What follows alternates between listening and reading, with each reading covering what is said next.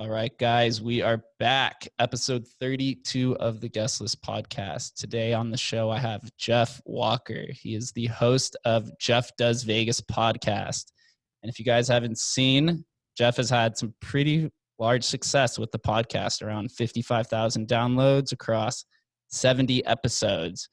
He takes a tourist perspective to the show. Living out in Canada, comes down, does his Vegas trip reports. He interviews a lot of talent across the strip, business owners, and translates to downtown. So I'm more than happy to have Jeff on the show because he was one of the first podcasts that I had turned to when I decided to get into podcasting about a year ago. So thank you, Jeff, for coming on. How are you doing? I'm good, Jake. How are you? I'm doing awesome. I didn't say this in the pre-show, but after listening to you for about a year and then finally getting to talk to you, it's cool. It's an interesting dynamic to actually hear the voice and put the face to it as well. That's, it's funny you say that. I always get that. And working previously in radio, it was always that, oh, you look a lot different than you sound. And I always used to joke and say I'm a lot taller on the radio and way better looking. That's always how I went with it. So, but thank you for having me on. I really appreciate it. Yeah, your voice is definitely much deeper, like a natural radio traditional voice. Thank you. It served me for almost 20 years in radio. So it's, I appreciate the compliments. No problem. Can you give everyone some context of who Jeff is? Just, brief 2-3 minute background. Yeah, for sure. Born and raised Winnipeg, Manitoba, Canada. Always wanted to work in radio. That was always kind of my dream. Don't really know why. I just always was mystified by the whole radio thing and the idea of these voices and the music coming out of the box. My parents were both huge into music. My mom loved pop music. My dad loved rock music. So I got everything from the Village People to Led Zeppelin in my musical repertoire. Bounced around across Western Canada working in radio. And again, after almost 20 years, I worked Winnipeg. I worked in Vancouver. I worked in the city of Regina, which is, yes, a real place, and it is pronounced the way it sounds. And then into Edmonton, Alberta, and then finally settled in Calgary, 2015. My radio career came to an unceremonious end. And after that, kind of branched out into some freelance stuff and voiceover work and podcasting. And 2020, here we are. Damn. Doing work. I'm interested. What is the radio industry like in Canada? I don't think I've ever listened to anything from Canada, particularly in the radio. And that's not like a bag on it or anything. I'm just very, very unfamiliar with the territory. For sure. It's not a lot different than the U.S. industry, other than there's a few requirements on. There's something called Canadian Content Regulations, or CanCon, where we're required, or radio stations in Canada are required to play a certain percentage of their music has to fall into a certain criteria to be considered Canadian. 35% of the music has to be that. So it's the music, the artist, the producer, and the lyrics. 2 out of those 4 have to be Canadian. So you can run into some interesting situations where the big scandal in the early 90s was Bryan Adams' Everything I Do It For You, was not considered a Canadian song because it was written by an American, and so the music and lyrics were written by an American, and it was produced by a British guy, so it didn't count as a Canadian song in spite of the fact that the most important part, the artist, was Canadian. So it was a little bizarre there, but it can also work in your favor. Lenny Kravitz did a kick-ass cover of the Guess Who's American Woman. The Guess Who was written by a Canadian band from American Woman, I should say, was written by the Guess Who, Canadian band right from my backyard in Winnipeg. We were able to play the living bejeebus out of that song because it was Canadian, even though it didn't really sound Canadian. So it's a shrinking industry. I think it's very similar to what's going on in the U.S. Very corporate, lots of money involved, obviously. And of course, when radio stations aren't making money, they're not happy. So there's a lot of that shrinkage and a lot of that syndication and hub stations and things like that, where there's one guy or one gal doing radio for 5 or 6 different cities out of one place. There's a fair bit of that happening in Canada, same as it is in the US. And I mean, you always kind of laugh. You go back to the glory days. I don't think it matters what business you're in, whether you're working in nightclubs or you're working in radio or whatever. You've always got that feeling of, things were way better back when I got started. And I mean, I don't know if they actually were, but certainly feels like they were a lot better back when I got started. Yeah, I always, just going along that idea, I always used to make fun of when I was younger, and, you know, my parents or the people that are older, like, oh, back in my day, you know, we were much more rough and tough and everything. And now I'm starting to get to that age. I'm 28, where you start seeing memes on the internet where it's like the 90 kids compared to the 2000 Gen Zers, and Yeah. how we used to run around and, you know, actually be out on the streets. And now kids, they'll be depressed because their iPhone batteries died and they can't talk to all their friends. I mean, I'm 44. I'm turning 45 this year. So for me, it's like I remember as a kid disappearing at 8:30 in the morning on my bike, and I didn't come home until 5:30 or 6 that evening. My parents had no idea where I was, and there was no cell phone when I was a kid. So it was like, okay, I can't just call my parents from wherever and say I'm at such and such a house or I'm wherever.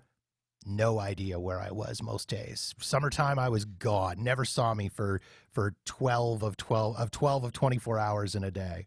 Yeah, the pre-tech generation, the golden rule was once these streetlights come on is when you need to get your ass on. One of my best friends who lived 5 houses down, his dad used to come out and whistle on his fingers so loud when we were like a block or two away. And he's like, shit, I got to go home right now. Yep. Yeah, I remember that. I'm pretty sure my dad stood in the street and yelled for me a few times. Just a loud Jeff chant being yelled all over the neighborhood. So yeah, I totally understand that. Yeah, times are changing. So how did you find your way into the radio industry? Was it something that was set up along lines of an internship post high school, or did you find a different route? I kind of found a different route. I kind of made my own route, and I was that annoying kid that would phone the radio station, and I wouldn't phone and just want to request songs or be that weird kid that would phone and tell rude jokes to the radio guy. I'd phone and ask questions, and I'd start talking to them, and I would hassle them back in the day before it would have been weird for a high schooler to come in and visit a grown ass adult in their place of work. I would hassle them to come in and hang out and see what the radio station looked like. And finally, I think I was in around grade 12, and as we call it in Canada, as opposed to 12th grade. And finally, this dude that I had talked to a few times, he was like, yeah, come on down, come and hang out. So I did. And I kind of developed a relationship with this dude, and that I could ask him questions, and I would go down and hang out, and he'd let me push buttons and stuff like that. And it was really, really cool. And then out of high school, I went to a radio college in Winnipeg called National Institute of Broadcasting. And they had their own, at the time, now you would probably launch with an internet radio station. At the time, it was a cable-only internet station. So for the kids, back in the day when you had a giant stereo amplifier in your house, you could actually connect your cable to that. And there was a whole run of radio stations that would be on cable, and the radio college had one. So we were able to do shows on there, which allowed us to practice and hone our craft. And then, yeah, from there, I just kind of was able to get into doing, again, this is how much the business has changed. There used to be people before computers, everything was on CD. You had to have a person physically there pushing buttons to play the CDs and play the music. And so they would hire interns or college kids and pay them next to nothing to come in and work from midnight to 6 a.m. pushing buttons on a radio station. And a lot of times too, it wasn't even like the music a lot of times was coming from a network via satellite somewhere. So you were pushing buttons on commercials. You weren't even pushing buttons on songs. So you kind of had to be paying attention to what was going on, because these satellite stations would break to commercial and you'd have to push the button. And yeah, it was quite the adventure. And at that time, it was kind of that whole, I am willing to do anything I can just to get my foot in the door and be in this building and be surrounded by these people. And that was pretty much the road that I took to get into it. But otherwise, yeah, it was just radio was just always something I wanted to do. I have no idea why, but it was definitely where I wanted to be. Yeah, the power of voice is something that's becoming popular again, right? That's like with podcasting and all these voice automated systems like the Alexa home system, Siri. It always comes full circle, because I think the thing about audio is that it doesn't take a whole amount of concentration around it, as far as like it's become like background noise. Like when I listen to podcasts, it's generally just long form interviews and it's kind of in the background while I can do other things. Where video, you kind of have to, if you're a consumer, you kind of have to sit and watch it, I guess, before the pre-smartphone era, where now everyone just picks a Netflix video and then just sits on Twitter all day or on Instagram. Well, it's interesting you say that, because it feels like everything has kind of come full circle. I mean, when I was working in radio, when I first started, I was working for Top 40 pop music station.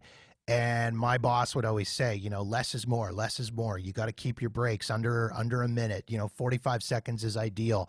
You'd interview an artist and you'd put together an interview. And if you had a clip that was longer than 2 minutes, you were getting yelled at and saying, that's too long, that's too much, it's too long. Whereas now we've come, as you say, full circle to these long form interviews and these podcasts that, I mean, I'll admit, I've listened to podcast episodes, other podcasts that are 90 minutes, 2 hours, sometimes even 3 hours long. And if it's compelling, I'll listen to it. If it's interesting, I will listen to it. So it kind of takes you back to, as a radio nerd, back in the 30s and 40s, or even earlier, when these long form radio plays were on, and they were 30-minute long radio plays and radio dramas that you had to listen every week to tune in for that. So to a certain degree, podcasting has kind of brought, in my mind anyways, has brought some of that back to today. And again, you're releasing those weekly episodes and those long form episodes that really engage people. And, you know, 30 or 45 second break about whatever the latest Taylor Swift gossip is that you can get anywhere, that you don't need to listen to the radio to get. You can get that literally anywhere, is kind of going by the by. And here we are back to this whole kind of thing with a long form interview. Right. Yeah. Going back to the earliest that I can remember, it's was it Fireside Chats with Teddy Roosevelt, I think it was, or one of the presidents who used to do 30 minute to 1 hour conversations where all the U.S. families would literally just sit around, you know, their fires inside the house and just focus on what is being said and not even anything else. Yeah. And so that's kind of how it goes now, because the thing with long form podcasting is they always say like the golden opportunity is that when somebody's listening to your podcast and then they put their phone in their pocket, that's like you have them now for like the rest of the podcast. And going back to the old days, it's like once the family sits around the fire, you have them, you have their attention. And so now it's kind of just translated over through a different mode of technology.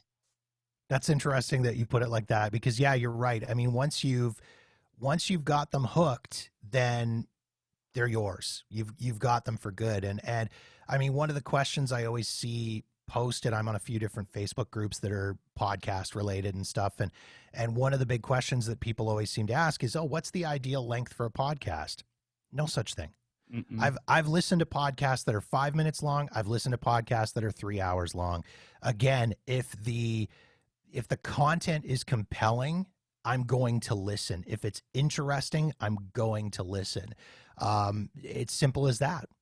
Yep. Now we see there's so many different variations of podcasting. And one thing I didn't even realize until I got into podcasting is the most popular category is religion and spirituality, which I had no idea about. But now you even see now that more podcasting giants are starting to come in. Amazon, Spotify has been doing their thing, putting in like, a few $1 billion into the industry. People are starting to leverage that, and businesses have their own podcasts. And then obviously now that everybody can be considered a personal brand, basically I think it's the best opportunity now is to start a podcast in today's age. Well, and I think gone are the days of, as we sit here and kind of shoot the shit about podcasting, gone are the days of people just kind of sitting around and shooting the shit. I mean, unless you are a Joe Rogan or an Adam Carolla or one of those kinds of guys, I think it's, or have a known brand, or you're a known celebrity. I think it's very hard to just start a podcast where you're just going to sit around and talk about anything and everything for an hour and a half. I think a lot of people kind of have that misconception of, I'm just going to hang out with my buddies, me and my pal. We have a real good rapport talking about whatever. We're just going to put microphones down and record it, and we're going to have 1 million people listening. And it just doesn't work like that. I've always kind of said, you need a niche. First of all, you need something that you're very passionate about. And secondly, you need a niche. And I kind of jokingly use mashed potatoes as an example. I always say, if you are really passionate about mashed potatoes, do a mashed potato podcast. Talk about the best mashed potatoes you've ever had, the worst ones you've ever had, share mashed potato recipes, talk about the different kinds of mashed potatoes, do interviews over a plate of mashed potatoes while you and somebody else talk about whatever you want, but link in that mashed potato thing. You could substitute anything for mashed potatoes, but that's kind of always been my thing to people, is when they're like, well, what should I do a podcast about? It's pick something. If you can't picture yourself being passionate about it a week from now, a month from now, a year from now, 5 years from now, pick something else. Because if all of a sudden what you're doing takes off, you want to be able to continue it for a certain length of time. You don't want to get tired of it. You don't want to get bored of it. And I think a lot of people too don't necessarily realize how much work goes into creating a podcast. I mean, you may have found that yourself in getting into this. You again, a lot of people just think, I'm just going to set up a microphone and I'm going to talk for an hour, and that's it. There's editing, there's production, there's research. If you're into that kind of a podcast, there's trying to find people to interview and book interviews and get everything settled down. There's working with deadlines. It's great if you're doing it as a hobby. That's great. I mean, for me, it's a hobby. But if you really want to focus on it and turn it into a business, it's a lot of work to do. and I don't think a lot of people realize how much work is involved. Oh my God, is a ton, way more than I had expected. And also on top of that, you still have to find your voice through the microphone as well. I only started this 3.5 months ago, but going back to that first podcast, my voice is all shaky. You don't have any direction on where you want to go through the conversation. It's just like constant flux. And even today now, doing this conversation, it's still never going to be perfect, but you kind of have to just put yourself out there and be vulnerable at times and understand that, yes, you are going to suck in the beginning, but as long as, like you said, you have that passion and that vision, things start to unfold. And sometimes with technology, things start to unfold very rapidly. Mm-hmm. Well, and you find your way as you go. I mean, I always kind of tell people, when somebody will ask me what's your podcast about, and I say, oh, go listen to it. But I always say, like, skip the first 5 episodes, because in my mind, they're terrible. There was not a real focus. I mean, I knew what I wanted to do, but it wasn't focused the way the show has evolved. And I mean, finding your voice, it has so many different meanings in this. In that, as you say, you really kind of have to find a focus. You need to figure out what it is you want to do. And sometimes you just kind of stumble into that. And as it sort of goes along, you find that voice. I still, in all honesty, I still get nervous before I crack a mic and before I start recording, before I do an interview with someone, or before I have a conversation with someone for someone else's podcast, because I don't know if it's going to work. I don't know if it's going to click. And there's still a part of me that's like, okay, I still, however many years I was on the air doing terrestrial radio, every time I hit that mic button, there was that feeling of butterflies there. And I think you'd be hard pressed to find anybody that works in radio or works in podcasting or acting or television or whatever that doesn't have that same feeling every time right before something goes live, because honestly, you never know what's going to happen. Yeah, that just means that you're very passionate about it. It's a very similar feeling that I had when I used to play football in high school, and right before track meets, I used to run track as well. Is even though you know that you're going to play at the top of your game, it's just those first few minutes before and once you get into the game or the podcast where you're just like, wow, this is really weird.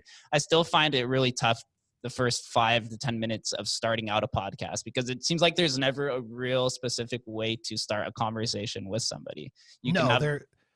Sorry to interrupt. You're fine. You're right. There really isn't. There's no right way, and I don't think there's a wrong way to start the interview. And of course, I mean, through the beauty of editing and the beauty of production, you can pick up that start anywhere you want. The number of times that I've talked to someone for an interview for my podcast, and we've talked for 10 minutes, and I chop that whole 10 minutes right off the start, and I just find that natural end point. I've got tons of stuff like that, lots of interviews like that. And I mean, you know, I'm not cutting out important stuff. Obviously, I'm cutting out the chit chat. Yeah, which nobody really needs to listen to or wants to necessarily hear, right? So if you can get right into that meat and potatoes of there I am back to potatoes. If you can get right into that meat and potatoes of your conversation and cut off the first, 5 minutes of idle chit chat that you think nobody's really going to care about, that's exactly where you want to be. Are you secretly starting a mashed potatoes podcast on the side, and this is your promo for it? Yes, watch for Jeff Does Mashed Potatoes coming fall 2020. No, I'm not starting a mashed potatoes podcast. Unfortunately, I would. My wife would love me for that. She's a potato fiend, but me, not so much. So as we've been talking about passion and how that carries through your voice and the things that you do, your podcast is obviously Jeff Does Vegas. Where did you find that passion for Vegas? Is there a specific experience that when you came down, or was it something that you were turned on to by a friend? How did you figure out Jeff before he actually did Vegas? So I had done a couple of podcasts previously between, after I got let go of my radio job, I did a couple of podcasts. One talking earlier about, the podcast where two guys sit around and shoot the shit for an hour and a half or whatever. I had one of those podcasts. We did okay. My buddy and I had a lot of fun. We were doing it more for ourselves than anything. Did another podcast that was sort of interview based with a guy, and it was interesting enough. In the last 5 years or so, I really started going to Las Vegas on a regular basis and made a lot of friends down there. They're all involved for the most part in the entertainment industry. And of course, the Vegas entertainment industry is so tight. Everybody knows everybody. So you meet one person and you say, hey, I'd love to have you on my podcast. Then all of a sudden, the next thing you know, they're like, oh, well, you should talk to so-and-so because they'd be a really good guest. And that person introduces you to 3 more people. And the next thing you know, your next trip, it's like, I could do like 27 interviews on my next vacation. As I started to go more often, I started having a lot of friends asking me for tips and tricks and places to stay and things to do and things like that. And I thought, geez, like I should really find a way to organize this. And as a former radio guy, and as we know, almost every former radio guy somehow lands in a podcast world, I thought this would be a really good way to get that information out, share it, not just with my friends, but with anybody and everybody that wants to listen. And lo and behold, it just kind of evolved into that. And the original plan was basically straight up trip reports. But you can only go so far with those. And you can only figure out ways to make those interesting for so long. I mean, as it was my first couple of trip reports, I go back, I listen to them now, and I'm almost tempted to go in and re-record them and redo them in the format that I follow now. I mean, the first couple were like, day 1, I did this. Day 2, I did that. It was like if you go to somebody's house and they're like, hey, I want to show you all my vacation photos. And you're like, oh, lovely. But in your head, you're kill me now. So I thought there's no way that this is interesting. So I figured out a way to redo those trip reports. And then a lot of my friends that are down there have got really interesting stories of how they landed in the world of entertainment and how they landed in Vegas. So I thought, oh, it'd be really cool to share some of those stories. And then as I started digging more into Las Vegas, found out Vegas has a really fascinating history that I don't think a lot of people realize. I mean, the city is only 110 years old, and a lot of people think, oh yeah, the mob. Well, yeah, that's part of Las Vegas's history, but there's a lot more to it than that. So as I was able to start digging in, I thought, oh, there's some really cool stuff here that I can share there. And then there's some really cool attractions that I can maybe get people on to talk about. So it just kind of blew up from there. And as I say, it just started out as a passion project. And I'm like, cool, if I get maybe 100 people to listen, I'm super happy.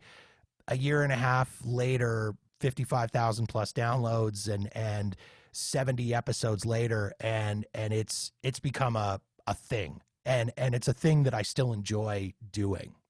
Yeah, I really enjoy, like I said, I really enjoy your listens. Also just because, I'm from Vegas. So, and I talk to people when I'm at work through the nightclub of their story, but you're a frequent visitor. I know you said last year, I think when I was listening to one of your recent podcasts, you'd been to Vegas 9 times. Yeah, I did 9 visits in 2019. And I mean, one of them was kind of I call it a cheater visit, because we flew in, we then rented a car and drove to Arizona and the Grand Canyon and spent a week through there and in Phoenix, and then came back to Vegas for like 2 nights, went to a hockey game and flew out. So it really wasn't a full-on visit, and we didn't even stay on the Strip. We stayed with friends in Henderson, so it wasn't like it was a real touristy type trip, but I still counted it. Hey, I flew in, I flew out. That's a visit in my mind.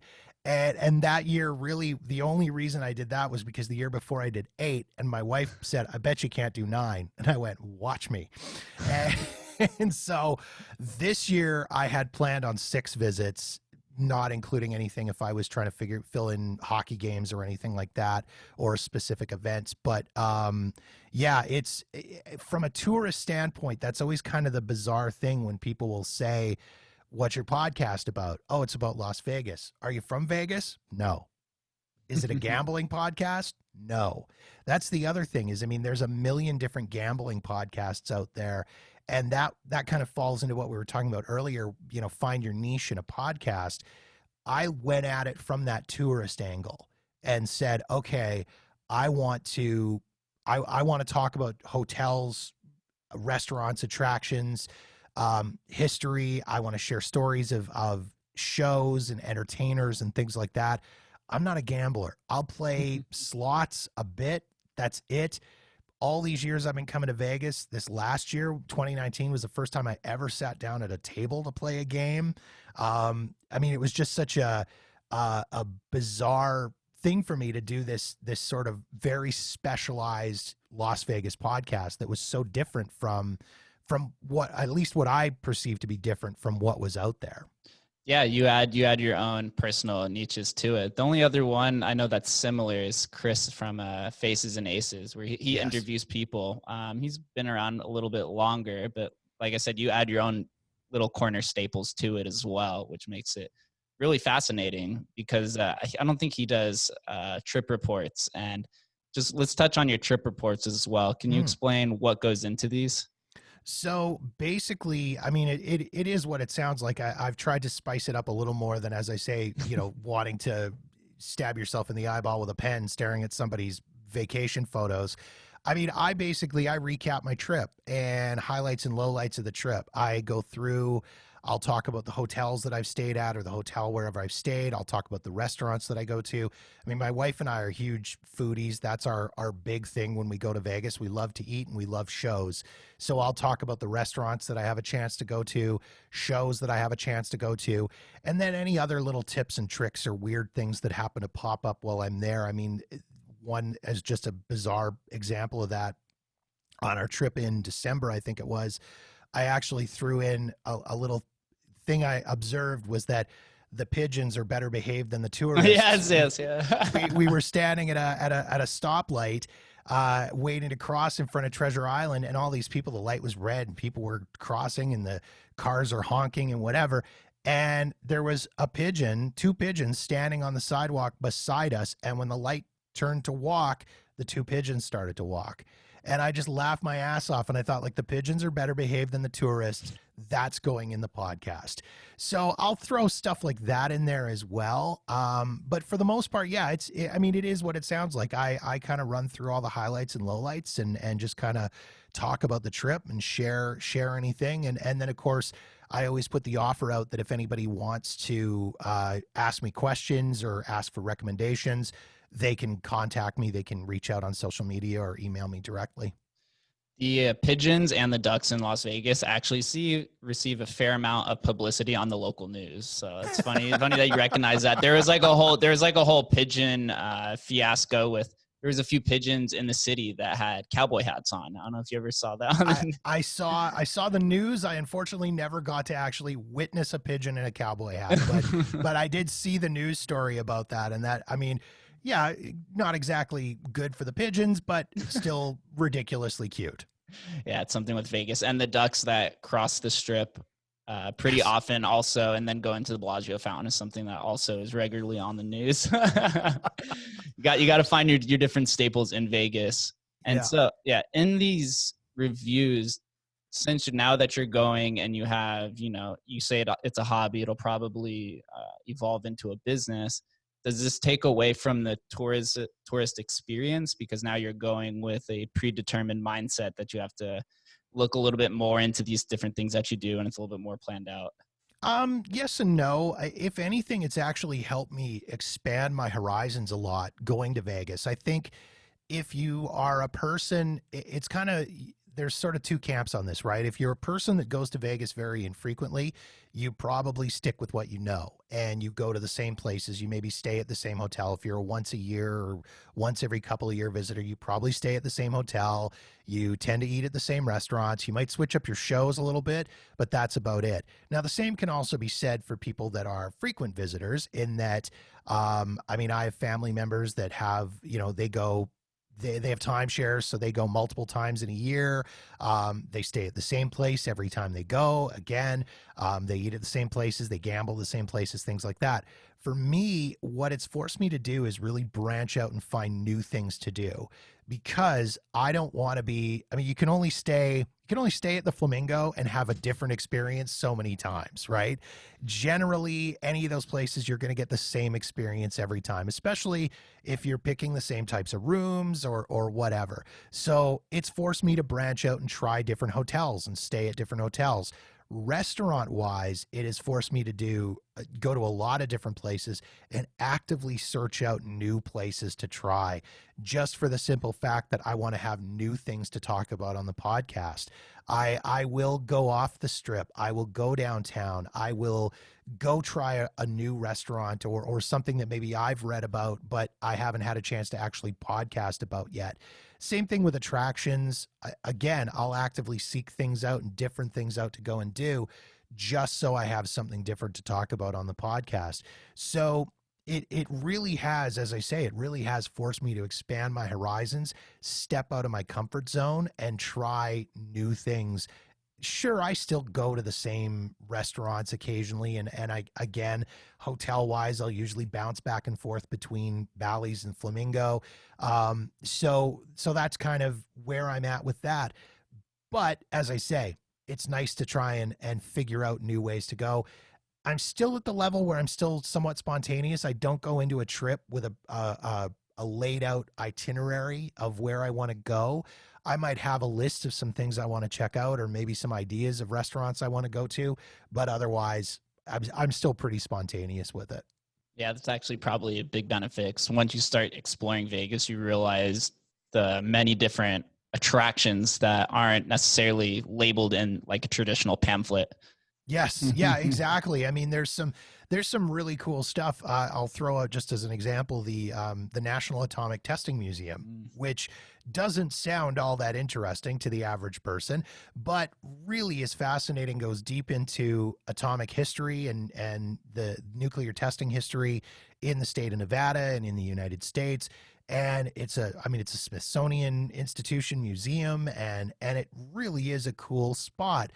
I talked about it on one of my first episodes, and I had actually gone out for dinner with a friend of mine when I was down there. And I'm telling her all about this place. And she's like, I'm born and raised here. I've lived here my whole life. I've never been there. I had no idea it was even a thing. Now I'm going to go. And so I kind of look at it and go, when I can educate a local about something, that's kind of cool in my mind. And I kind of have a lot of fun with that. So yeah, as I say, it really forces you to try and find new things. Yeah, as being born and raised out here, there's probably at least 50% of the things on the strip that I haven't done, but I am aware of. But I'm just like, I'm down there every day for work, or you try Right. it, or you have to, you have to play tour guide every month because you have some new friend that's in town and they want to hang out with you and they want to go do their different things. So. Yeah, exactly. Yeah, I mean that's something that I've had to figure out. Going to Vegas is I've got friends there, and I will usually send them a note when I'm in town and go, "Hey, I'm in town. If you want to connect, let's connect." And I leave it at that. Yes, I'm not best way. I'm not expecting them to play tour guide with me. Hey, it's Friday night. Let's go party. And meanwhile, they're like, I'm on my couch in my pajamas and I'm ready to watch The Office on Netflix. That's where I'm at right now. And so, yeah, for me, it's just like, hey, if you want to connect, let's connect. If not, I'll catch you on the next time I'm in. The locals are really in our way. I can tell you I've walked the strip with a traditional frozen drink at least 40 times. Like I can't do this anymore. And now at least the younger crowd in Vegas, the majority of us, we only go out to the strip if there's like a free table service at a nightclub or a day club. That's like the main two things. That's like, oh, that's the benefit of being a local. And if there is no table involved, then probably won't go out. Yeah. It's like, oh, those are the interesting benefits from it. Do you ever explore the downtown and art district area? Not so much. I have on the last few trips a little more so. And that's mainly because I've been connecting with friends, locals that live near there or are down there for various things. So I have on the last few trips I've been spent a little bit more time down there. I've never been a massive fan of Fremont Street, never been a massive fan of downtown. And I don't know exactly what it is, but it's just never really tickled my fancy. I do enjoy going down there for, again, specific attractions. I mean, I've been to the Mob Museum a bunch of times, and that's a great spot. Had my first visit to Container Park back in January, which was really cool. Eaten at a few of the restaurants that are down there. And I mean, it is fun to wander through the hotels and I mean, it is definitely nice as well to save a few bucks wandering through those hotels when you're paying, $2 or $3 for a beer as opposed to $9 or $10 for a beer. It's kind of nice for that. But I don't spend a ton of time down there. I'm much more of a strip guy. And I think a lot of that just has to do with the convenience of the strip. I can never see myself staying downtown, mainly because I like that ability of being able to walk out of the front of my hotel and turning either direction, and there's 50 different restaurants either way. There's a bunch of different shopping. There's a bunch of different bars. I can just do anything. Whereas downtown, I feel like you're a little more limited in your selections and what you have available to you. And then if you do want to do any of that stuff, then you're hopping in an Uber or taking a bus. And neither of those things, then you're just adding to your costs. And neither of those things really do that for me. We'll revisit this conversation in like 3 years when you're on trip number like 15 of the year. And you're like, all right, I need something cheaper and something a little bit more limited because I'm tired of spending $400 on all these shows and club entrance. Yeah. I'm staying at the El Cortez this trip. That's how that's going. Yeah, hey, that's low key the local gambling spot, I have to say. And you can also get $5 drinks at the bar that's like right next to the craps tables. It's like nice. a little hidden secret, but it is a little bit more local dominated, especially once you hit the eastern end of it, where all the bars are located, like Commonwealth and Gold Spike. That's like generally, if I go downtown, that's where a lot of the younger locals go. Yeah. And so it's something that you'll eventually digress your way down there slowly but surely. And slowly but surely. Yeah. Yeah. The art district, I think, is something you'll probably eventually expand out to too. I just moved down here. It's where Main Street is, and there's a lot of like antique bars and a little bit more of like the old fashioned Vegas culture, which I know you started doing. What's that episode? Vegas Stories. Oh, Sin City Stories. And start talking about culture. So that's eventually something that you're going to have to come down to and visit, just so that you can have another episode on top of that. Definitely. Yeah. What inspired Vegas Stories? So the Sin City Stories stuff, no worries. So Sin City Stories, I really kind of wanted to Again, Vegas has got some really cool history, and not only that, but some oddities and some different kind of things that have happened. So, I mean, the first episode that I did on that was all about these failed building projects and kind of stuff hiding in plain sight that you don't really realize is there, or if you do, you have no idea what it's for. I mean, the number of times that I drove past the two giant columns out in front across the street of Mandalay Bay and kind of went, what the hell are those for? And had to Google it, and every time forgot, and then Google it again on the next trip. I thought, like, there's some cool stuff and some weird history there. So I thought it would be fun to kind of do some in-depth research stuff. And again, getting outside my comfort zone, I wanted to try some long form podcasting and some more narrative stuff as opposed to the interview type stuff. And the first draft of that first Sin City Stories was terrible. I thought, like, it didn't have, I mean, there's background music throughout and there's sound effects and things like that I put in there. The first run of it was basically just me talking. And I thought, like, this is like an audio book, and that's not quite what I'm going for. So then I started experimenting a little bit with some vocal effects and some sound effects and some music beds and things like that. And by the time I got into it, I was like, okay, I'm really, really happy with this. But it was hundreds of hours of work to put all that together between the research and the production and the voicing and getting the music and all that stuff. So it was a little bit tougher to put together, but it was a lot of fun. And so then I thought, okay, I got some ideas for a second one. And so the second one, a little darker material. I covered the MGM Grand Fire in 1980. But again, it was a lot of fun to put together. Fun might not be the right word considering the subject matter, but it was still, I enjoyed putting it together as the audio producer and long form narrator in me really enjoyed putting it together. So that's kind of something that I want to continue to work on and continue to plan. But it was really just, as I say, it was just try to do something different and spin something a little different off. I mean, I've covered Vegas history in past episodes. I've interviewed the folks from the Mob Museum and the Atomic Testing Museum and the Neon Museum and even the Burlesque Hall of Fame and Museum and the Pinball Hall of Fame and Museum and such. But I just thought this was a different way. It was kind of a project that I always sort of had in my mind, and thought this would just be a lot of fun to put this together and get this in. Yeah, I really enjoyed that most recent one with the, like you said, all the background noises and the burning building and everything. And that's something too that I really enjoy is your opening intro for Jeff Does Vegas. The like low ambient kind of dark music background. It's Thank something you. that your intro is something I don't really fast forward over, whereas something where I'm listening to Joe Rogan, I'm just like, all right, 10 minutes in, let's go. The intro, I mean, I've played around with intros and I mean, the first, if you go back to old episodes of it, it was the cliched audio clips from Vegas related movies. It was cliche. It was audio clips from The Hangover and Ocean's 11 and Vegas Vacation and those stuff. And I thought, I'm concerned about copyright stuff because you never know if something's going to flag, and I really don't want to get nailed with a cease and desist from Sony Pictures over using a 10-second clip from The Hangover. So that, no, you know what, I'll put together something different. So I thought, like, hey, you know what is my podcast about? It's about the history. It's about the stories. It's about the people.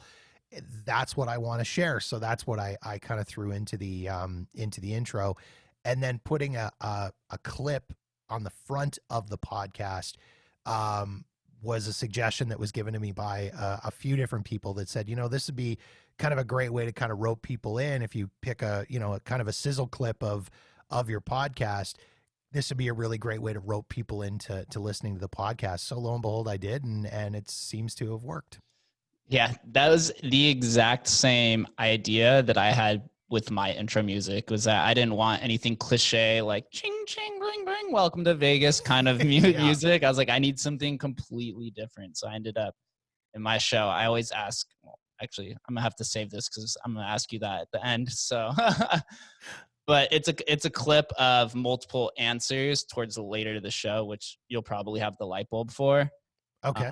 But it's most of, and I'm not knocking any of the other podcasts, but just there's so many Vegas cliches that are just repurposed time and time again, where I'm like, okay, I'm tired of hearing the downtown guy or the rigging of winning slot machines, and they don't even give you coins anymore. So yeah, exactly. Yeah, I mean, I still throw in the slot machine sound effect, but as a transition material, just to get from my intro into my initial show intro into the intro for whatever topic I'm covering or whatever the interviewee that I'm talking about is. But that's it. I mean, again, this is why I always say, people go back to the first episode of my podcast. Just I'd love to re-record it and redo it, because I think I threw the slot machine sound effect in between every segment of the podcast. And I listened to it now and I'm like, what the hell was I thinking? Like, honestly, who would want to listen to this? I mean, when you're doing your own podcast and you're like, I don't want to listen to this, that's a problem. So yeah, you're right. I mean, it's to do something a little bit different. And again, it's all about sort of finding that niche and doing something different. That's where it needs to be. Speaking on people listening, what kind of audience has formed around Jeff Does Vegas? As far as demographics or who's listening kind of deal? Yeah, is it majority? Obviously, most of it's tourists. Is it spread international? Since you are in Canada, maybe people have that more of an international feel in relation towards it. Yeah, I mean, I've got a lot of American listeners. Most again are from all outside of Nevada. The number of listeners that I actually have in Nevada is very, very small. Which again, I get, because it's a podcast aimed at the 42 million people a year that visit Las Vegas, not at the people that live there. So I understand that. My top three: US, Canada, the UK. Canada and the UK are very similar in listenership numbers. I get a lot of emails and a lot of tweets and a lot of response from people in the UK asking questions about Vegas and things like that. A lot of interaction there with that, and a lot of cross-Canada interaction as well. But definitely it's 100% tourists. The only locals that are listening are the friends of the people that I've interviewed that live in Las Vegas for the most part. Yeah, and me too. Throw me in there. Exactly. I mean, the number, like I say, the number of local listeners, very, very limited. Yeah, it's the complete opposite. We're taking complete opposites. We're almost like yin and yang, because it's like 95% of my listeners are obviously Vegas, since it's about the locals of Vegas. So yeah, it's a good crossover idea. And something too is that makes sense about the UK listeners, because I think most of the guests that I have had is either from the UK or from Asian countries, as far as like VIP tables in the club. And they're always asking me multiple questions. It's with British people, it's less conversations about them and more about like, where's the next restaurant where I could save some dollars, or the little like tips and tricks around Vegas. Yeah. And I mean, that's, and again, I mean, it makes sense with, like you say, you're dealing with tourists, and people want to save money when they go to Las Vegas. People want to splurge too, but I think they want to splurge on the right stuff. I mean, if they're going to splurge on a night out at the club, they need to figure out where that sort of balance comes from, right? I mean, I've only done bottle service at a club once in my life, and it was me and some buddies, and it was, I mean, it's 6 guys. It's not cheap, right? I mean, it's 6 dudes going to the bar who are all pushing 40, and we're all like, we're the least cool people in the room, but we're just doing this because it's fun. It'll never happen again for us. But in doing that, it's like, okay, well, what part of the vacation am I going to, quote unquote, sacrifice here? I'm maybe going to eat at food courts instead of at restaurants, or I am going to go spend a little more time downtown so that I can have some cheaper drinks. So that makes sense. If those are the conversations that you're having with people at the club, if it's a table full of British dudes, sorry guys, that accent's only going to get you so far. I mean, let's be honest, I'm Canadian. I have an accent too. Doesn't get me nearly as far as you'd think. I actually never thought about that perspective. So that's one of the valuable reasons to bring you on, because being inside of the club, it's insanely expensive. I always made the joke, people are probably going to give me flack for this, but I always wanted to rename Omnia the Federal Reserve because it just prints money out of nowhere. I've been saying this for a few years, because the prices do just keep going up and going up, and that's not just within the clubs, that's across Vegas subpar, because it's becoming more glamorized. It's a lot more, you see it in the media everywhere now. I see it in all kinds of TV shows, where growing up you only see Vegas in a few movies here and there, but now it seems like even reality shows, they have to take their trip to Vegas to publicize it. So I think that's one of the many reasons why. And now resort fees is becoming like, the war on resort fees is something I see a lot of publications talking about. I've seen you talk about it a few times as well. Yeah, I had Lauren Wolf, I believe is her name. She's an attorney out of Washington, D.C., and she runs a website called Kill Resort Fees. And she's actually successfully taken a hotel to small claims court over a resort fee. And it was fascinating to have that conversation, because the resort fee discussion, as you say, is always such a huge discussion. And for me personally, I mean, even when I was paying resort fees, I diamond with Caesars for the last couple of years here. I bought my way into it. I didn't gamble my way into it, but I'm not paying resort fees. So when I book a $15 or $30 a night room, it's a legit $30 a night. But even still, I look at that, and I always kind of looked at it like, if I'm shelling out resort fees on a room, I'm probably paying a maximum of $70 a night for a hotel room in the most exciting city in the world. A couple of weeks ago, I did a road trip across Canada, and I stopped in our fun, favoritely named city, Regina, and I stayed at a Days Inn there, and it was $110 a night. And there was no casino, there were no slot machines, there were no shows, there was no bar in the lobby, there was none of that stuff. And I paid $110 a night. Oh, wow. My wife gave me hell the one time because I was trying to book a weekend at the Flamingo and was complaining because the rooms were $40 a night.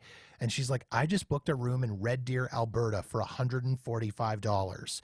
So quit your whining. And I mean, it's just kind of that, even if I was paying a resort fee on top of that, I'm paying $80 a night. And it's this, I don't know why there's this feeling of entitlement. I understand I'm probably going to take flack for this. The owners, Caesars, MGM, Boyd, Wynn, Venetian, they are a business. They're there to make money. And gaming levels, from what I've kind of read over the last couple of years, gaming is down. Yes. So people are not gambling as much. They're going, particularly among the younger, the millennials. I feel like an old man when I go, oh, crazy kids, get off my lawn. But they're not gambling. They're not spending money on games. They're in Vegas for the experience of being in Vegas. They're going to a nightclub and spending $2,000 in a nightclub, or $3,000 in a nightclub on their VIP table service, their bottles, and their all this stuff. That's what they're spending money on. So if the hotels are not making money on gaming, they got to make their money somewhere else. And if that unfortunately means resort fees, which I freely admit, I think they're bullshit. And yes, put them into the total cost of the room. Why not? People are still going to pay it. That's It's simple as that. Parking fees, that's another one that blows me away when people complain about the parking fees. I get it. Parking has been free in Las Vegas forever and a day. It's the only city in the world, I swear to God, where you're getting free parking. I stayed at a hotel in Seattle the one time looking for hotels. You're paying $25, $35, $40 a night for parking, plus a $20 a night resort fee at a hotel in Seattle. What am I getting at a hotel in Seattle as part of this resort fee?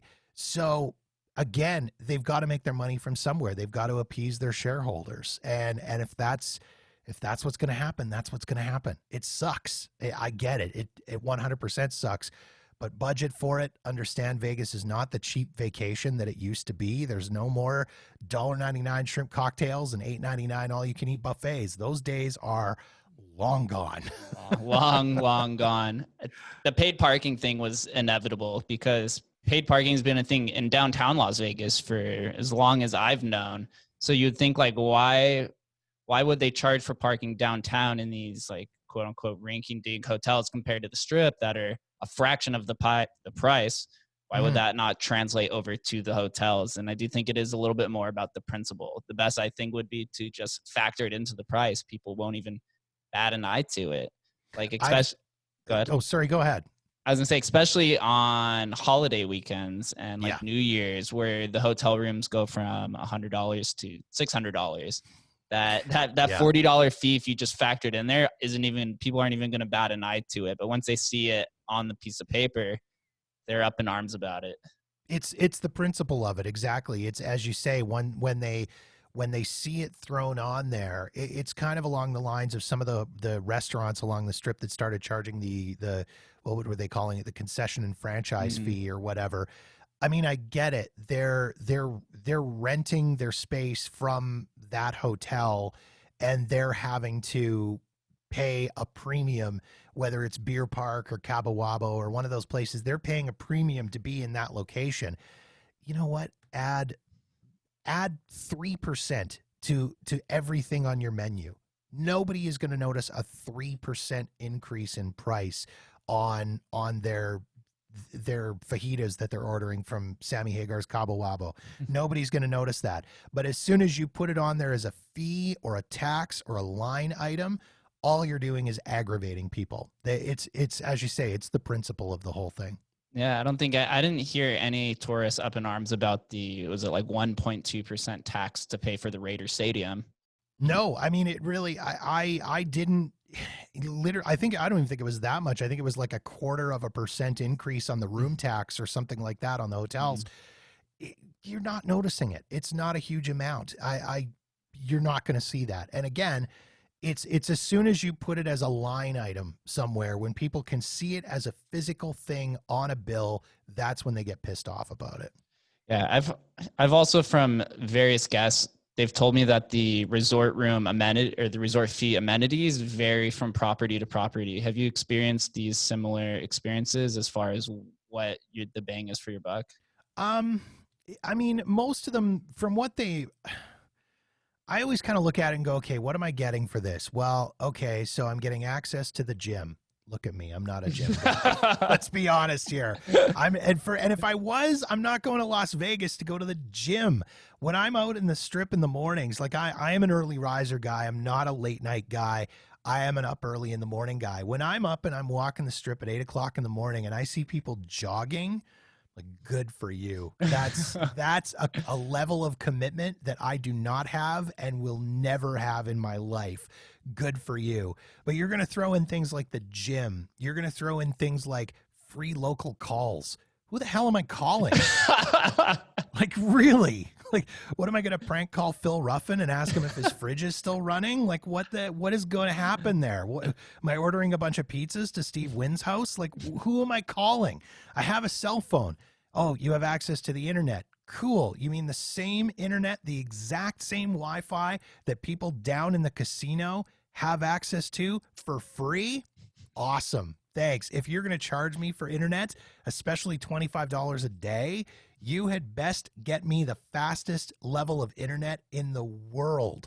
You should actually, for that money, actors should come to my room and act out entire Netflix shows. Never mind having to pay for the Wi-Fi. Things like that, free newspaper. Who's reading newspapers? Plus, it's USA Today. It's old news. It's 2 days old by the time it gets to the paper. Never mind by the time it gets to my door. And then, you're going to let me print off my boarding pass. What is this, 1997? I'm not printing off boarding passes. I'm doing it on my phone. So, I mean, just add the $50 to the cost of the room and get it over with. Like, I understand the idea behind it. I mean, it was explained to me quite well, and they'd said, like, they do it to avoid having to pay commission to a lot of the third parties. If they're paying a 15% commission to Expedia or Hotwire or Booking.com or whatever, Expedia or Hotwire, any of those third parties are only seeing the 15% on the $35. They're not seeing the 15% on the $80. So they pay out the 15% on the $35 and pocket the $50 themselves for 100% profit. It's smart. I get it, but it's dumb. All right, can we vote? Can we vote to rename the room charge just the middle finger emoji on there? I think people would probably receive it much better. We'll just call it the FU charge and get it over with. And you'll see here we're charging you the daily $35 FU charge. That's how that's going to go. So here we go. Yeah, it really is ridiculous. I mean, yeah. Dumb. People will respond better to it. It's like there was a popular homeless guy in Vegas when I was growing up. He used to be where I grew up on the east side, and his sign said, "Why lie? I need a beer." Yeah, exactly. Yeah, I mean, you have to appreciate that honesty. I mean, just be upfront and honest about it. That's what I say. 100%. So outside of rooms and the basic attractions of restaurants, do you go out and experience things like conventions or things like EDC, not exactly EDC, but large events like that surround the city? Not so much with the large events. I've done conventions. A couple of times I've been to the NAB convention, the National Association of Broadcasters. They've had some really good podcasting panels and really, really interesting equipment displays and vendors and stuff that I've gone and checked out. I'm a hockey guy, obviously, based on the jerseys hanging in the background and the hat I'm wearing. So I've done multiple Vegas Golden Knights games down there. My home city is Winnipeg, so I've been to 3 Winnipeg Jets Vegas Golden Knights games. That's always fun, walking into an arena wearing the opposing team's jersey. Although I must say the Vegas fans are pretty incredible. I mean, if you were here in Canada, for example, and you walked into Scotiabank Centre in Toronto wearing a Montreal Canadiens jersey, you'd get beaten. Just simple as that. There's no love between those two teams. But when I can walk in, and my wife and I can walk into the T-Mobile and be wearing a Winnipeg Jets jersey, and our team loses, and at the end, Vegas Golden Knights fans are coming up and patting you on the back going, "Hey man, better luck next time. It was a tough game. You guys played really hard, but better luck next time." It's just such a different environment. So yeah, I mean, for us and for me, that's kind of my big experience is doing hockey games. That's my big thing when I go down there. Smart. The T-Mobile Arena is now rated like #1 in the world as far as the attendance. I know the price is starting to increase as well, but it's the fear for such a long time in Vegas about pro sports is that the local community wouldn't come out and it wouldn't translate well. And I think that myth has been blown out of proportion now that you see it's been literally sold out since the beginning. And the energy in that stadium is insane. I'd like to hope that it'll translate to the Raiders game. I mean, depending on what happens with COVID, it doesn't look like there's going to be fans after all this turmoil about paying $2 billion for it and cutting off education taxes and all of this. It's quite interesting. I'll admit that when they first made the announcement about hockey in Vegas, I was a naysayer. I'll freely admit it. My fear, I had 2 things on it. One, I thought, okay, they're either going to be playing in an arena full of tourists, or worse, they're going to be like Phoenix and playing in a half-empty arena. Because I know that the general consensus among locals is, I don't want to go to the Strip unless I have to go to the Strip. Mm-hmm. It's a lot of everybody that I know goes to the Strip because they go there because they work there. Very few of them are going for fun. Like if it's a Thursday night and they don't have to work, most of the time when I'm in town, I end up going to see them elsewhere. I'm going to Henderson or Summerlin to go and visit them, or downtown. They're not coming to me on the Strip because they're like, oh, do I have to come to the Strip? So my concern with having a hockey arena right on the Strip was, how many people are going to go here? The thing that I've kind of, in talking to my friends that go to the games regularly and have become big fans, first of all, they were all hockey fans to start with. That was, initially but they've moved from other cities. Now, all of a sudden, they have a team that is theirs. It's not a team that relocated from somewhere else. like the Raiders. That's my thing on the Raiders is, are they going to have that same local fan base? Because they're not Vegas's team. They are Los Angeles's team that has moved to Las Vegas. The Knights had that built-in, they didn't have the built-in fan base. They had people, they could grow their own fans. And they have done an absolutely incredible job. And I think they've even managed to a certain degree, scare off the naysayers with the concern of whether or not, if this team doesn't do well, will people still come to the games? Because, of course, that first season was a Cinderella season. And I mean, I kept having to remind friends of mine, like, guys, this is not how an expansion team works. Okay. Like when the Ottawa Senators were expanded into the league, they won 10 games in their first season. Okay. So that's how this is supposed to work with an expansion team. You're not supposed to finish the season in first in the West and go to the Stanley Cup Finals. That's not how this goes. The second season was not as great as the first season, and they still maintained that fan base, which was incredible. So, and I mean, going to a game in that arena is an amazing experience. The first time I took my wife in there for a game, she was blown away by the energy in the building and how loud it is. And I mean, you're watching stuff on this massive screen, and they've got a DJ in there, and the music is pumping, and you can feel it like thumping in your chest, and it the bass affects how you can breathe in the building. Like it's an amazing experience. And I don't think I've been to NHL games at other buildings across the country, and I've never seen an experience like T-Mobile Arena. So I mean, they've done just an amazing job, and they've taken this group of players, and I've never seen a group of players play the way those guys did in the first season. I mean, they were playing like they had nothing to lose and everything to prove, and it just amazing. Like it was just an incredible experience to see grow in the way it's gone. Yeah, the Vegas Knights, they've kind of taken on the heart of the city as far as the locals too. It was right in the time of the October 1 shooting where the city banded together and kind of they found their heart through the team, and they were just playing as what were they, the bunch of renegade degenerates or whatever their name was that was labeled onto it. Yeah, and ended up being the best expansion team of all time, and I don't think that'll translate over to the Raiders. From a personal experience, I'm a diehard Broncos fan, so I was like, it could have been any other team I would have considered transferring over, but the Broncos are the Raiders' number one rival. I was like, God, it is terrible. But I do have this idea that the Raiders will end up becoming the international football team, just because there's so many international people who come out and fly here.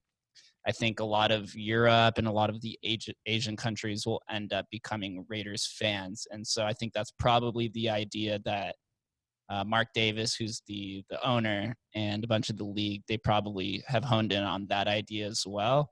And we'll see what happens with MLB and NBA. It seems like there's rumors every other day of which NBA teams moving here. They were just talking about the New York Mets baseball team moving out here the other day. So it's all kinds of confounded rumors. And I think that's the next evolution of Vegas. They go through these waves. I'm sure you found it searching through Sin City stories. It's like, in the 40s, it was really about the people who were building the Hoover Dam came over, and it was kind of like a Devil's Wears Prada, degenerate wasteland. And then it went into cheap $1.99 cocktails and gambling. And then in the early 90s, it was like a family entertainment. They had Wet n Wild and the MGM theme park. And most recently, it was the electronic nightclub day life boom. And now Vegas is going to have to force even more to find its new image with COVID.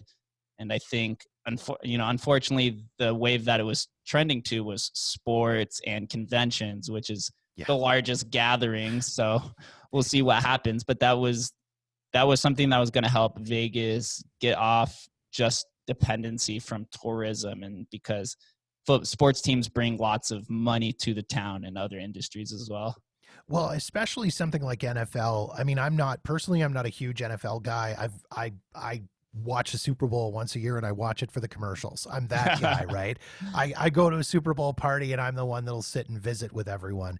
I'm that annoying guy you want to shut up during the game. But I get it. If I had the opportunity to go to an NFL game when one happened to be on while I was in Las Vegas, I would take the opportunity to go. And I think you're going to get a combination of those people.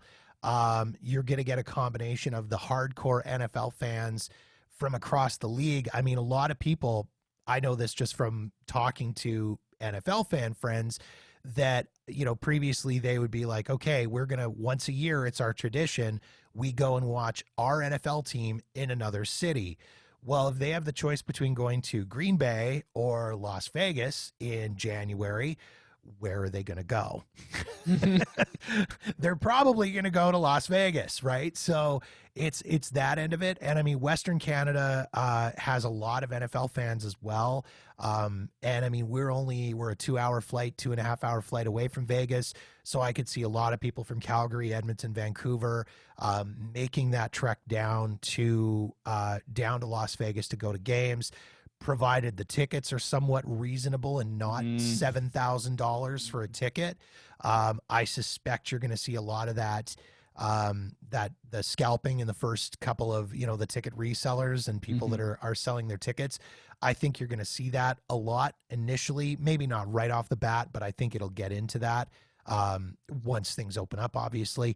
But I think that's probably what you're going to end up seeing. I think it's going to be a very interesting mix of the, as I say, the locals, the people that have specifically come to see their team, and the people that just happen to be in Vegas when there's an NFL game and go. I mean, I think there's a certain level of that with the Golden Knights as well, in that my understanding in talking to friends that know casino hosts, at one point, particularly during that first season, Golden Knights tickets were one of the hottest commodities for high rollers and for casino hosts to give to their guests. Forget fights, forget UFCs, forget boxing, forget shows. It was get me tickets to the Golden Knights. And so that was kind of a big thing. So I suspect there's going to be a level of that with the Raiders as well. Yeah, if it's passing UFC, then it's definitely popular, because the busiest nights within the nightclub is always UFC fights. It used to be Mayweather fights, but now hands down, anytime UFC's in town, that's the busiest Vegas is going to be in terms of like whales and money on the strip. And I thought with the Raiders, it was going to help the traditional slow season of Vegas, like November, December, January, where you can go to Vegas on a discount because there's not that many people there. There's not much going on, but Golden Knights has helped that. And then once you have 8 football games, then I think slow season in Vegas, there's not going to be a slow season anymore. No, exactly. And for someone like me who, I mean, I freely admit I'm a budget traveler when I go to Vegas. I am, I don't care for the weekends on the Vegas Strip. The few times that I have been there on a Friday or a Saturday night, I just want to lose my mind because it's so crowded. When it takes you 40 minutes to walk a block and a half, it's like, okay, I'm done. Like, this is it. So I'm usually a Sunday to Wednesday or Monday to Thursday guy in Vegas. So if all of a sudden you've got Monday night football, Thursday night football, Sunday night football, geez, like, where am I? Now I've got, it makes it that much harder. I'm having to look to see when the rock and roll marathon is. I'm having to look to see when the conventions are. I'm having to look to see when NFL football is. All of this stuff, or UFC or boxing, all of these things that I now have to try to figure out and adjust my schedule around. It just makes it a lot more difficult.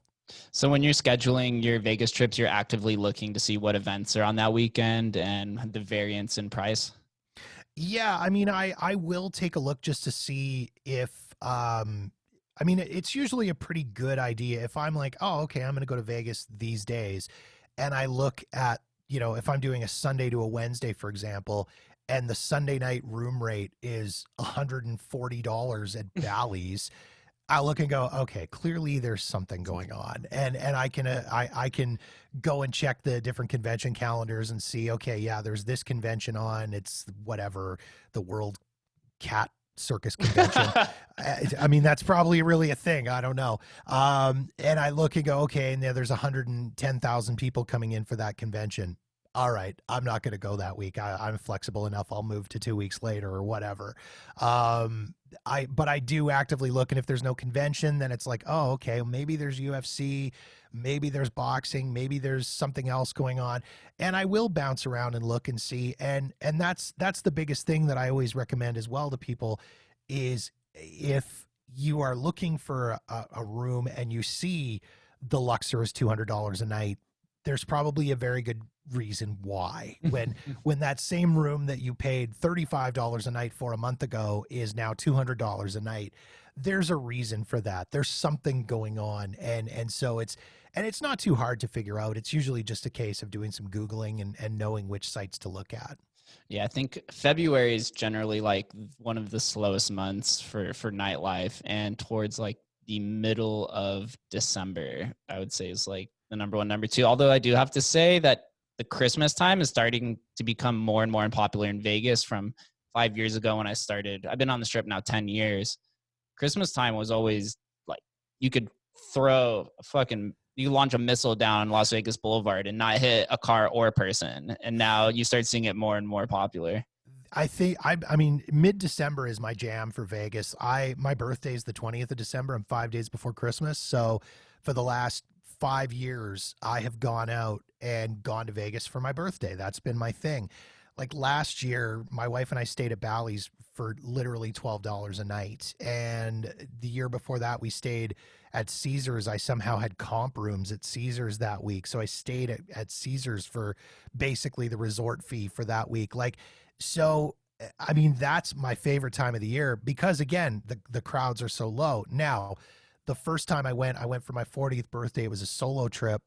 That was honestly the first time I've ever felt unsafe on the Strip because Really? I got into town at like 8:30 on a Sunday night, checked in. I was staying at TI. I checked in, dropped my stuff, freshened up, thought, okay, I'm going to go grab a bite to eat. And I walked out on the Strip and it was dead.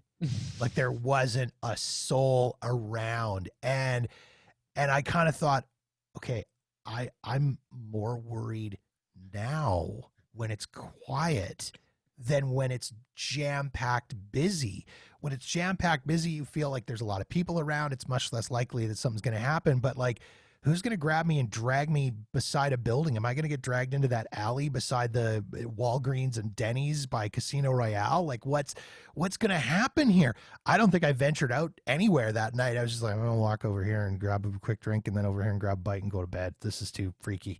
Like, it was just that weird feeling of it's quiet. Too quiet. It's very eerie, especially getting off at 5 a.m. and you don't see one person out there. You're just like, yeah, where is everybody? This isn't typical Vegas. It's just the crews out there hosing off the vomit and urine. That's all that's what? That's all that's happening.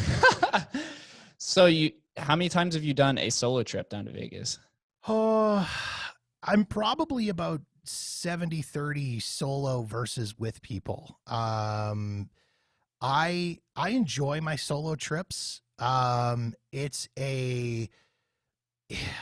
like it. Like the first time I ever went, like I say, actually the first solo trip I ever made was for my 40th birthday because I didn't want anything. It's like, you're turning 40, whatever. But I don't like surprises. I don't like parties. I don't want any of that stuff. So I'm like, I'm going away. So I talked to a buddy of mine. I said, like, solo trip to Vegas, sad or awesome? He responds back. He goes, awesome. It's amazing. You're not responsible to anybody. You don't have to deal with, you can sleep as late as you want. You can eat when you want. You can go where you want, do what you want. You're not holding anybody back. Nobody else is holding you back. You can just kind of make your own itinerary and do what you want as you want to do it. It is awesome. I absolutely love solo trips, and I encourage them for everybody, provided you're comfortable traveling solo. I'm one of those people that does enjoy traveling solo and spending a little bit of time by myself. I don't mind it. I have no problem talking to strangers. So if I sit down at a bar and somebody talks to me, I will talk to them for the most part. I've had some great conversations with bartenders at restaurants. I mean, you can go into a restaurant that's got a giant lineup walk in and say, hey, do you have any space at the bar? Yeah, go ahead, have a seat. And you're in like 3 minutes. Had great conversations with bartenders, great conversations with other solo travelers, met some fantastic people, have had some amazing times. It's really enjoyable. It's a very different kind of trip from when I do a trip, say with my wife or with buddies, or my wife and I have done, we a couple of years ago did a trip with my best friend and his wife down there. We had a blast, but again, very different trip. Yeah, it's about your comfortability. I think it's also just comes with age as well. I could translate that over to, millennials and going to music festivals. For a long time, you try to bring when you first go, you try to bring as many people as possible. I know it's the same in Vegas, where you bring 15 friends and you just realize it's totally impossible to orchestrate, and people have to take bathroom trips every once in a while, or somebody forgot their wallet and now the check's divvied up 400 different ways and this person owes you money now and you're holding a grudge behind them, and there's so many different dynamics. But then as you become more experienced, you realize like, wow, if I could just do this by myself, I will get so much more done and I will probably be 30 times happier. Exactly. And I mean, too, when I do solo trips, a lot of times I'll book interviews. When I was recording interviews for the podcast, if I can go down for, a 4-day vacation, fly in on a Sunday, leave on a Thursday afternoon, I can spend Monday morning and afternoon and Tuesday morning and afternoon going and recording interviews, and I'll book the stuff ahead of time. And then, I mean, it's an hour and a half out of my day to go and do an interview with someone. I've got that time. And then when I take my wife down there, I can spend time with her. Now, that being said, when the two of us travel together, we usually will take some time apart. Been married for 21 years. I got to get that right. And so there's that level of when you vacation together, you still need some time apart. And so we'll take a day where it's like, okay, I'm going to go to the Pinball Hall of Fame. She's going to go shopping, because we're happy to do that. And we're happy to spend that time apart. Even when we did our vacation, when I went down with my best friend and his wife, we didn't plan every waking hour together, because you start getting on each other's nerves. At one point, my wife and his wife went away and did their thing. Me and my buddy went away and did our thing. One morning, it was just my wife and I, and him and his wife. And I mean, we never really we planned some things, but we didn't plan out a full-on itinerary with each other, because you just can't do that. But yeah, to do a solo trip, there's that level of happiness of you're on your own. You're not responsible for anyone else. You're just responsible for you. Obviously, you have to try to keep yourself safe. You maybe have to be a little more diligent about everything. But at the same time, it's just like, I can be me and I can just enjoy my trip. I can tell you, being a worker on the Strip, you would think that vacation would bring out the best in people, but actually majority of the time brings out the worst in people. No. I mean, I recently did an interview, did an episode with MJ and Bree, who host a podcast called Keeping It Casual. And they're from Vegas. And so I had somebody ask about doing an episode about planning a girls' trip to Vegas. And I mean, I'm a 45-year-old married guy. I'm the least qualified person in the world to give ideas for planning girls' trips. So I reached out to the ladies, and we got talking about drama on trips and drama on vacations.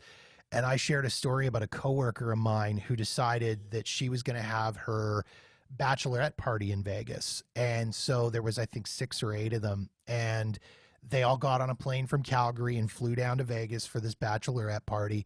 It was a shit show. I mean, one of them disappeared with some dude. They had no idea where she was.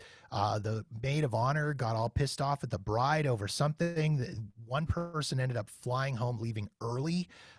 They came home. When they flew home, they all sat separately on the plane. Like, none of them wanted to sit with each other. And when they got back to work, it's like, so how was the trip? We don't want to talk about it. Like, that was where it was with it. And it's just like, you're right. Vacation, when my wife and I, we're pretty relatively antisocial when we're at home, and when we go away to see our friends, and then after like 3-4 days, we're like, we're cool, we're done. When we went with our friends, we were like, okay, we're laying out some ground rules here. We're not spending every waking minute with each other. If we're like, listen, We'll text you in the morning. Hey, do you guys want to grab breakfast? If you don't, say no. Don't lie to us and feel you have to spend time with us, and vice versa. Like, we'll say no. You guys say no. We're not codependent on each other. So yeah, it absolutely could bring out just the absolute worst in people. It's about just having multiple points of cross intersections between the groups than it is just going down the same path. Because I can tell you from the majority of bachelorette parties that I've had at my table, it ends up with like two girls leaving without shoes or leaving with one shoe at a time, and multiple girls leave early. They lose the bachelorette. They come back with two guys and there's six girls, and then you start seeing animosity, like, and you're just like spectating, just watching this from to see like, oh, these girls are pissed. Right? Start fighting over the same guys. Like, there's so many different group dynamics to it where it's just like you're in one of the best cities in the world as far as entertainment and being free. You need to live like it, but of course that doesn't happen, especially in an over-sexualized city. Oh, exactly. Like you say, I mean, inevitably somebody's fighting over someone, and it's just, it just, the potential for, as I like to say, the potential for fuckery is so huge on any group vacation, never mind in a place like Las Vegas. It just becomes, I mean, years ago I did a guys trip. It was the same trip that we all went to the club, and same thing. I mean, you've got one guy that's pissed off because he decided he wasn't going to get cash ahead of time, so he's hitting up ATMs to take out cash, and of course he's hitting up ATMs in casinos that are charging him $15 for the withdrawal fee, and then he doesn't want to go somewhere else, and someone else has booked this, and someone else wants to do this, and like it's like herding cats. It just turns into an absolute gong show, and it's no fun for anyone. And meanwhile, there's my one buddy and myself who we were pretty tight, and we just kind of hung out watching the insanity. We just watched it explode, and we're just like, okay, there are people coming back from this trip that will never talk to each other again, who came down here as friends. That's how this is going to end. I would say probably a majority of Vegas trips that I've seen, when I'm talking to somebody at a table, they always say like, yeah, we had to have a cool off period afterwards because someone always gets screwed, whether it's monetarily or fighting after the same girl, or who fucking knows. So I think it's definitely important to size down your group so that you have the freedom to do what you want to do. And that makes me curious. So you're saying that you do a bunch of interviews, or at least you can plan the interviews. Do you go down to like the office building of these people? What is kind of the process of being on vacation and then going down for something that's kind of hobby, business work, and the dynamic to it? I've done interviews in green rooms backstage at different theaters. I've been backstage at the Sin City Theater in Planet Hollywood, and backstage at the Matt Franco Theater in the Link. I've done interviews. Trying to think of where else I've done interviews. One friend of mine runs a place called The Space over at Polaris and Harmon. He's got a podcast studio in there, so I've done interviews in there. I've done interviews sitting outside at Downtown Container Park. Probably one of the most fun ones that I ever did was I interviewed Tim Arnold, who owns the Pinball Hall of Fame. And I actually initially was going to do the interview by Skype, and then it happened I was going to be in town. And so I set up the interview and I went to the Pinball Hall of Fame to do the interview. And so I set up my recorder, plugged my mics in, did the whole thing. He came and sat down. And I mean, he's a great guy, but he's not a radio guy. He's not a media guy, nothing. And so as he's talking, he's getting further and further away from the mic. And he's getting, at one point, he's about here, and he's talking about here. And in my head, I'm thinking, oh my God, none of this is going to be usable. I'm not going to be able to use any of it because it's loud in here and there's background noise in the machines and whatever. So I get back to the hotel room and I thought, I'm going to listen to this just so I can get the disappointment over with now. I popped in the thing and transferred the file over to listen to. It was the greatest thing ever because it picked up the sound. It picked up his voice really well. And then it picked up the background noise from the Pinball Hall of Fame. Oh, that's so cool. So well. And I'm listening to this going, I couldn't have looped in a sound effect of an arcade better than this. Like, this was just the greatest thing ever. So, I mean, I've been all over the place to do interviews. I did an interview recently about cheating in casinos, and actually went to the gaming lab at UNLV and sat and did an interview there. So I've gotten to know a lot of these people and gotten to do a lot of those interviews that way. I've been to people's houses to do interviews, which is, you never quite know. It's like, okay, this person seems like a really nice person, but are they a serial killer? I mean, that's, you know, am I walking into an episode of Criminal Minds here? Like, you don't know. So, I mean, I've had that opportunity to go to people's houses and do interviews at houses and stuff as well, which is kind of cool. As at the same time, it's a lot of fun. It's a really cool mission. It is literally you doing Vegas. You're embellishing the title of your name of the show. Yeah. And I mean, I've been all over. I've been to different parts of the city and different areas and different suburbs and stuff to meet with people and have these discussions. And yeah, it's a lot of fun. It's really kind of interesting to do that. And then, as I say, that's what I'll do. I'll try and plan 3 or 4 interviews when I'm coming to town. And then that's 3 or 4 episodes that I've got. You know, there's my next 3 episodes plus a trip report episode. Like, cool. There's a month's worth of episodes for me. There's no better feeling than having 3 or 4 episodes banked in the backlog. It just gives you a sigh of relief. You're just like, oh my God, all right, I can relax one day and read a book or just watch some TV and chill and not have to just bury my face into 10 hours of editing. Exactly. I think the best for me was in probably right around mid-February. I had a run where I think I had 5 episodes in the can scheduled and all ready to go. And it was just this huge feeling, as you say, this big feeling of, okay, it was tough to get here, but I've got like 5 weeks where I don't have to worry about trying to schedule interviews or set things up or do any editing or production or anything. It's just nice to be able to have that time. It is a beautiful feeling. So now that you've been all over Vegas the podcast has been 18 months, but you've been doing this for 5 years. Is there any biggest surprises as far as the city of Vegas? Anything that maybe isn't stigmatized or isn't embellished by the media that kind of caught you off guard? I think the biggest thing is just that it's a real city.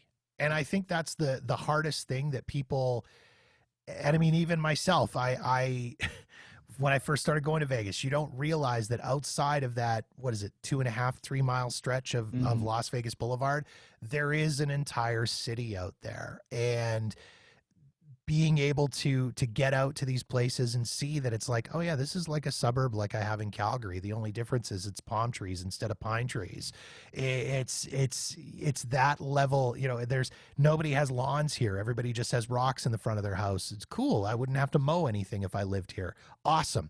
It's that feeling that there is a real city out there with real people, and all of those people that work on the Strip, they live in houses with their families where their kids go to school. They have they live in a subdivision or a community where there's a 7-Eleven and an Applebee's. As you're coming in, it's in the strip mall at the corner when you're turning into the neighborhood. It's that kind of thing. And I think, I mean, I've been going there long enough that I've really gotten to know that, but I think people don't realize that, you know, when you're taking off at the end of your Vegas trip or you're coming in for a landing and you look out the window, you see, as I say, that small stretch of Las Vegas Boulevard, and then past it is all these houses. And I don't think people really kind of think about what's going on in those houses and those communities. Yeah, you hit the nail right on the head. My first 5 years when I worked on the Strip, I worked at Planet Hollywood Pool. And I think the 2 most asked questions to me was, what hotel room do you live in? And do you fly in? When do you fly in? And then how long do you stay before you fly back home? Yeah. And you're just like, I live here. And one person actually asked me if I helicopter in every day. How much do you think I make here? Yeah, it's happened less the last 5 years since I moved into the nightclub, maybe because Vegas is, like I said, it's in the media a lot more. People are realizing that it's actually a full-fledged city than it is just a tourist destination. Mm-hmm. But I'm really glad that you could point that out. And also, too, once you get into this, into the city of Vegas, you start noticing almost mini Vegas-like entities within it. Like, I don't know if you've ever been to Town Square, Yes. Yeah. or like GVR, where they have their own separate bars and shopping areas, and then some of them have casinos attached to it as well. The local areas that are like the go-to places, and why people from Vegas tend to not go onto the Strip, because you can just drive 2 miles to something that's considerably cheaper and maybe even better. And less of a hassle where you're not fighting with tourists. I mean, the only real comparison that I have in my mind is I lived in Edmonton, Alberta for 4 years, and Edmonton is home to one of the largest malls in the world, West Edmonton Mall. It's owned by the same family that owns the Mall of America in Minneapolis, and I think there's a mall in Dubai that they own as well. And it's I mean, it's got a theme park, it's got a water park, it's got an ice rink, it's got all this stuff, and massive. Our radio station was in West Edmonton Mall. And if I didn't have to go there every day to go to work, I never would have gone there.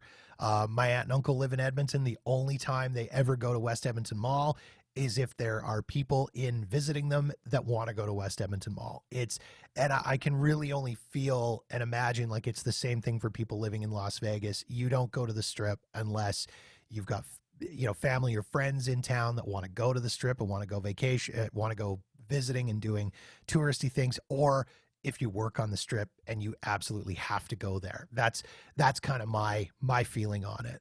It's 100% true. Although I do know some locals, they tend to do staycations every once in a while where you go out to the Strip and you rent a room out, but usually it's for like 1 day or two, and you don't even do any of the things along the Strip. You just literally hang out in the hotel room.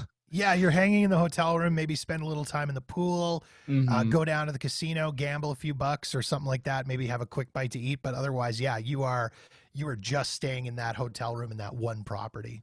Yeah, exactly. My last staycation was actually at the Plaza. It wasn't even on the Strip. It was the downtown rinky-dink area. Yeah, the Plaza actually has pretty nice hotel rooms, like, believe it or not. But yeah, I just walked around, like stayed there, went to a restaurant downstairs, walked around Fremont for like an hour, and I was like, I've done this 400 times. I don't even know why I'm here. But yeah, it's nice and relaxation. But I think one of the go-to places for locals is generally GVR and Red Rock. Have you been to any of those? I've never been to Green Valley Ranch, and I've seen Red Rock. Last year, the year before, my wife and I went for dinner with a friend of ours at downtown Summerlin. So we saw Red Rock. I had no idea what it was. As we're coming in with the Uber, I'm like, oh, this place looks fancy. It looks amazing, and I would love to have an opportunity to stay there, just to have that experience of staying away from the Strip and off the Strip, because again, it just looks like there is, and from what I've read and from what I've seen, it looks like there's a lot of stuff right in Red Rock Resort that you can actually do.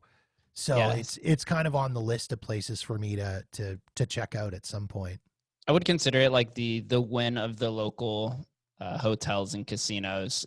There's a lot to do in there. There's gambling, movie theaters, bowling. Every local casino has a bowling alley attached to it. It's midnight dollar bowling and dollar drinks is like one of the best local things to do. That's awesome. Yeah, although now capitalism's came in and it's $2 and we're pissed. Oh my God, they doubled the price. It's $2. Oh, there was a bunch of outrage, and most of them have sports books attached to them too, and that's where a lot of the locals go lay down their bets, believe it or not, and they're not going down to Caesars Entertainment and the MGM Sportsbook. Well, again, like I say, to me that makes sense, because then they're not dealing with the tourists, they're not dealing with the parking, they're not dealing with the hassles of going to a giant tourist area. I guess the only other comparison I could think of is if you were living in Florida or living in California, you're probably not doing a whole ton, going very often to Disneyland or Disney World, because you're dealing with so many people and so many tourists. The last thing you want to deal with is in your spare time having to deal with that, never mind having to do it on a regular basis. Don't even get me started about Disneyland. I've been twice in my life, and I hated it both times I was there. I was like, God, this is worse than the Strip. Please never bring me back here. Higher priced, lines are much longer. You think waiting to get into Hakkasan is an hour is a long wait? Just to go on one ride at Disneyland is like 2.5 hours. And that ride's 45 seconds long. It's terrible. And I always make the cliche joke that Vegas is adult Disneyland. That's what I like to tell a bunch of my guests. That's kind of how I see it. I'm like, it's really expensive, and after about 3 days, you start questioning why you even came here. I recently brought that up with someone the other day on an interview that I was doing, and they said, well, by comparison, Disneyland is like Vegas for kids. So to kind of flip flop it and flip side it, there you go. And I'm like, yeah, that's fair. That makes sense. Yeah. Yeah. The adults that are bringing out the worst that probably should be in diapers. Yes, exactly. Exactly. Yeah, precisely. This is cool. All right. So like I was saying before, when I exit, I always ask 2 questions, 2 the same ones. So the first question is, the year is 2030. What does Jeff Does Vegas look like? Oh man, that's a long time from now. 10 years. I honestly don't know. I mean, ideally I'd love to have a million listeners and people hanging on my every word, and I'm a giant influencer, but not the douchey kind of influencer, the kind that they want to offer free stuff to come down and stay and check stuff out. I mean, I'm also going to be at that point, 10 years from now, 55 years old. So, I'm past my partying days at that point. I think that would be, I mean, I'd love to turn this into something big and actually be able to make an income off of it and have it be more than just a hobby, and be known in the city and known a little more in the industry. And just, I think that's where I'd want to be with it.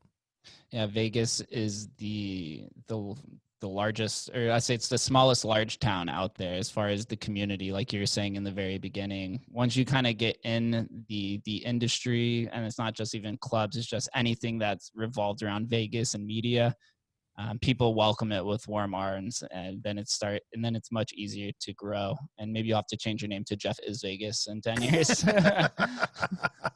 And it's funny you say that, because that's kind of the biggest thing that I've found is, the community is just amazing. I mean, the people that have welcomed me in to be, I mean, I joke about in the podcast and with people, I joke about my Vegas family, and I see my family in Vegas more than I see my real family. They're in Winnipeg. So it's like, travel to Winnipeg, travel to Vegas. Which one do you think I'm taking?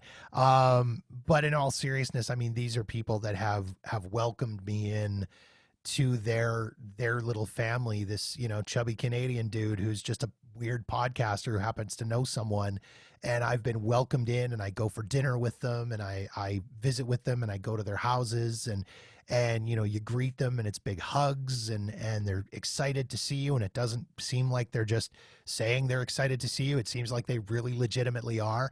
And so I think being welcomed into that family has been such a huge thing. It really is a tight-knit community, and if you can be lucky enough to become a part of that, it really is a huge deal. Yes, glad to have you here. We're more than happy to push Vegas forward any way that we can. It's like a giant spectrum. And so the last question, which is one I was referring to earlier, so I didn't want to spoil it, and I'm really interested to hear what you have to say, is, what does Las Vegas mean to you? Oh man. I think for me, it kind of comes back to, I mean, it's an escape for me. It's a way to get away from the real world for me. But I think a lot of it the way it's evolved for me in the last 5 years is it's come down to family. I mean, that's been the hardest part of this whole crazy COVID thing. I haven't been to Las Vegas since January. It's 7 months since I've been there. That's the longest stretch I've gone without a Las Vegas trip in the last 5 years. The people that are there, I was talking to someone the other day and they said, what's the first thing you're going to do when you get back to Vegas? And I said, I just want to see my family. I just want to see my friends. I want to be able to give them a big hug and just shake some hands and give some hugs and just see them in person, not over Zoom or not on the phone, and just be able to be with them. And that's been the hardest part. So I think for me, Vegas really means family. It means it's more than just the strip. It's more than gambling. It's more than shows and food and all that stuff. It's where my friends are. These are the people that I care about, and these are the people that care about me. And I can't wait for the first opportunity that I have to be able to see them. Yeah, Vegas is definitely going to welcome you back with warm arms. I did see, unfortunately, that Canada might extend that border delay through the rest of the year because Americans just can't get this figured out and keep infecting other countries. Well, and I mean, we can still, it's so weird the way it's set up because we can't drive into the U.S., but we can fly into the U.S. But when we come home, we have to do a mandatory quarantine for 2 weeks. So if you can afford to be able to have your 4-day Vegas vacation turn into 3 weeks off, basically, you're okay. Most people can't do that. My wife is also working in healthcare, seeing COVID patients, seeing what COVID does to people. I mean, I did talk to her about possibly trying to sneak down on my own in August for a trip just to see everyone and I mean, get myself my health care and sort all that stuff out. And she basically flat out told me, she goes, if you go, you better have your wills done because she says, if the COVID doesn't kill you, I will. and through this whole thing, she's maintained this real level of optimism, almost to the point of it being annoying. And this was the first time I've heard her in all seriousness. She flat out forbade me to go, and not in a cute, I'm forbidding you to do this way. It was I'm dead serious. If you go, I will kill you if the COVID doesn't. And if the COVID gets you, you will probably not do well on it. So for me, I legitimately don't see myself getting back down until middle of next year, middle of 2021, which is just going to absolutely kill me. It's going to be tough. I know you're going to find ways to innovate, though. At that point, I think Sin City Stories is going to be up to maybe episode 15. I think so. It's going to be a lot of time on my hands, and it's going to be a lot of writing and a lot of producing of that for sure. Well, I'm excited to see how you progress and innovate until that perfect time does come. How can everyone get connected with you?